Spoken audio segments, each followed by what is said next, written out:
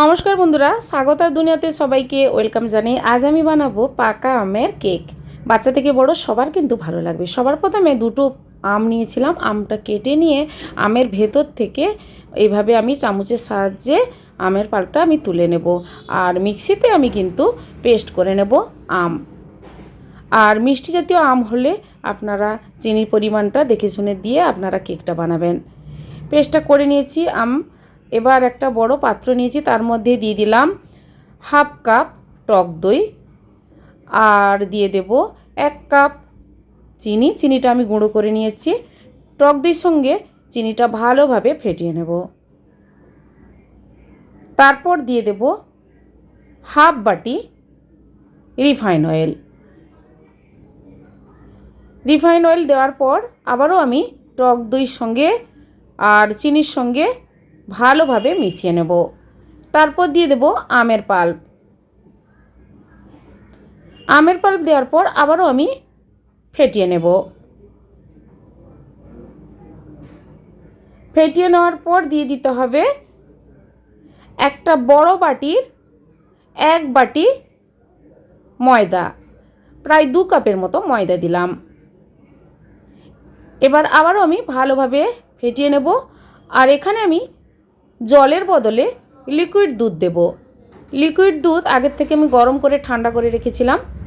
অল্প অল্প করে দিয়ে প্রায় মিনিট 20 টাইম দিয়ে ভালোভাবে ফেটিয়ে নেবেন। এরপর দিয়ে দেব 1 ড্রপ মতো ভ্যানিলা এসেন্স, তাহলে কেকের স্বাদটাও ভালো আসবে।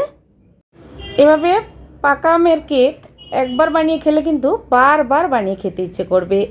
আর আমি এখানে কোনো বেকিং সোডা কিংবা বেকিং পাউডার ব্যবহার না করে আমি দিয়ে দেব ইনো।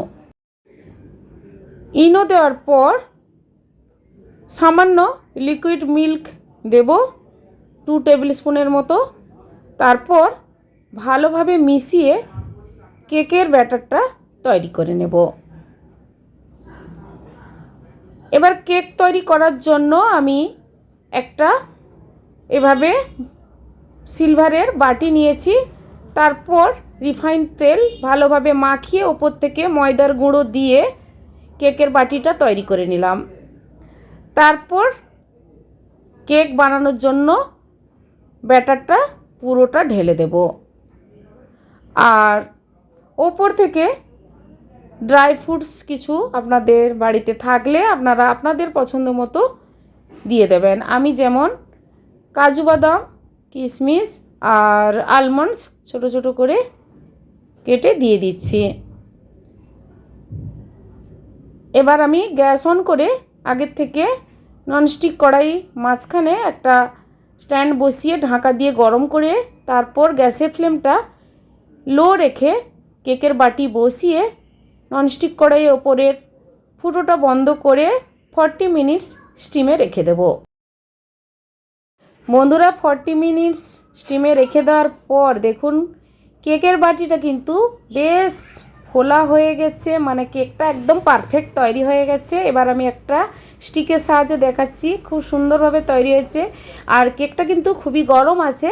এটা আমি প্রায় 1 ঘন্টা মতো ঠান্ডা করে তারপর কিন্তু আমি কেকটা কেটে বাড়ির সবাইকে সার্ভ করে দেবো। এভাবে বাড়িতে আপনারা পাকা আমের কেক বানান, বাচ্চা থেকে বড় সবাই মিলে খান। কেমন হয়েছে কমেন্ট করে কিন্তু অবশ্যই জানাবেন, লাইক করবেন আর আমার চ্যানেলটি বন্ধুরা সাবস্ক্রাইব করে নেবেন। আজই পর্যন্ত সবাই ভালো থাকুন, ধন্যবাদ।